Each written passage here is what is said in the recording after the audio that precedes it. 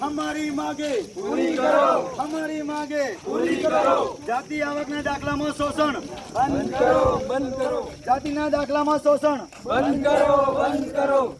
કે આપણો તાલુકો આદિવાસી વિસ્તાર છે, આંતરિયાળ છે, જંગલ પહાડી વિસ્તાર છે. આપણા વિસ્તારની અંદર જે તાલુકાની આદિવાસી વિસ્તારમાં જે ગ્રામ પંચાયત આવેલી છે ત્યાં તલાટીશ્રીઓને તમે જે તાલુકા પંચાયતમાં 10:30 વાગે હાજર થાવ છો અને 6 વાગ્યા સુધી હાજર રહો છો તો તલાટીશ્રીઓને ગ્રામ પંચાયતમાં હાજર રહેવાની સત્તા હશે કે નથી? કેટલા વાગે મને પહેલાં તો તમારે જ મોઢે સાંભળવું છે. તલાટીશ્રીઓને પંચાયતનો સમયમાં કેટલા સમય સુધી હાજર રહી શકે? 10:30 થી 6. 10:30 થી 6.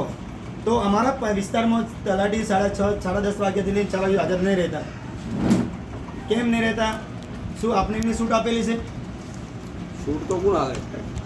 તો અમારા વિસ્તારની અંદર તલાટીશ્રીઓ હાજર નહીં રહેતા એના લીધે આમાં અત્યારે એડમિશનની ઝુંબેશ ચાલે છે અને એડમિશન ઝુંબેશની અંદર જાતિ આવકના દાખલામાં પડતી મુશ્કેલી. હવે સરકારના ગાઈડલાઈન મુજબ તલાટીશ્રીઓએ પેઢીનામા માટે સોગંદનામાની જરૂર નથી એવું સરકારે જાહેર કર્યું છે. છતાં બી 2 સાક્ષી લઈને પેઢીનામું આપવું જોઈએ.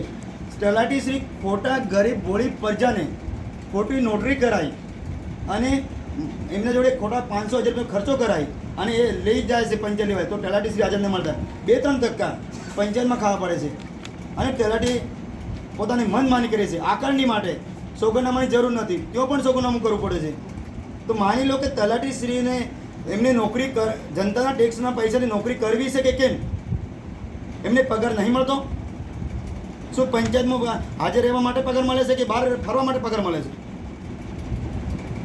તો અમારો એક પહેલો જ મુદ્દો છે કે તલાટીશ્રી 10 વાગ્યાથી મોડી 6 વાગ્યા હાજર રહે અને પંચાયતમાં કેન્દ્ર સરકાર અને ભારત સરકારની કેન્દ્ર રાજ્ય સરકારની તમામ યોજના આજે ઓનલાઈન થઈ ગઈ છે અને એ ઓનલાઈન યોજના વ્યક્તિગત લાભ મળતો નથી અને જેનામાં દાખલાની જરૂર પડતી હોય છે. તલાટીની ફોર્મ ભરવાની માહિતી પણ તલાટીશ્રીને આપવી પડે છે, નથી આપતા.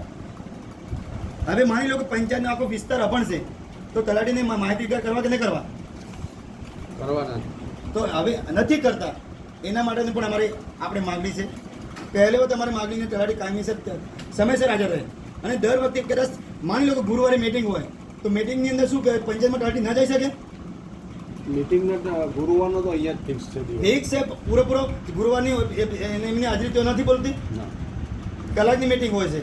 ચલો માની લો ગુરુવાર સિવાય 5 દિવસ 5 દિવસ કરા તો 5 દિવસમાં તલાટી 10:30 વાગે કોઈ પણ પંચાયતમાં ગામડાની પંચાયતમાં હાજર નહીં રહેતા. એટલે એમાં કેવું હોય એક ગામની ગ્રામ પંચાયત હોય તો કદાચ ત્યો રહે પણ બાકી 4-5 ગામ હોય તો ભાઈ એને અલગ અલગ ગામમાં જવું. તો અલગ અલગ ગામમાં જે તલાટી ગામમાં હાજર રહે તેને દિવસ નક્કી કરવામાં આવે કે ભાઈ આજ આ વાર કરેલા જ છે અને બાર ઇન્કમન્સી બોર્ડ મારેલા છે. એ બોર્ડ ઉપર ખોટા નંબર વિસ્તરણ અધિકારીને ખોટો નંબર મૂકેલા છે. તો નંબર પહેલા એ હવે રિટાયર્ડ બરાબર. તેઓ નંબર અધિકારી ફોન કરે ફોન લાગતો નથી. તો એવા જે તલાટી જે પંચાયતમાં હાજર ન રહે એના માટે એવા કોઈ આપણા તરફથી કોઈ નંબર આપવામાં આવે?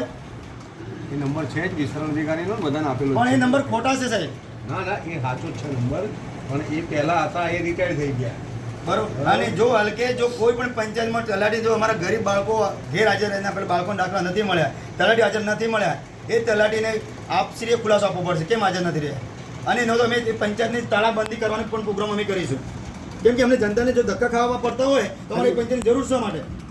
સરકારે લાખો કરોડ રૂપિયાનો ખર્ચો પાડે છે, એને પગાર મળે છે, ટીએડીએ મળે છે, વાઉચર મળે છે, તો કેમ પંચાયતમાં હાજર નહીં રહેતા? હા કઈ ગ્રામ પંચાયત જો બાળુંદરા પંચાયત હોય, માનપોરિયા હોય, ખારા હોય, કરજા હોય, બરોબર, જેઠી હોય, બરોબર, ખાપા હોય, ઉપલા બંધ હોય, નિસલા બંધ હોય, કરમજી હોય, વિરમપુર હોય, ગવરા હોય, ખમરેજિયા હોય, ડાબેલી હોય, ધનપુરા હોય, સુરેલા હોય, બોલો કેટલી પંચાયતનો મારો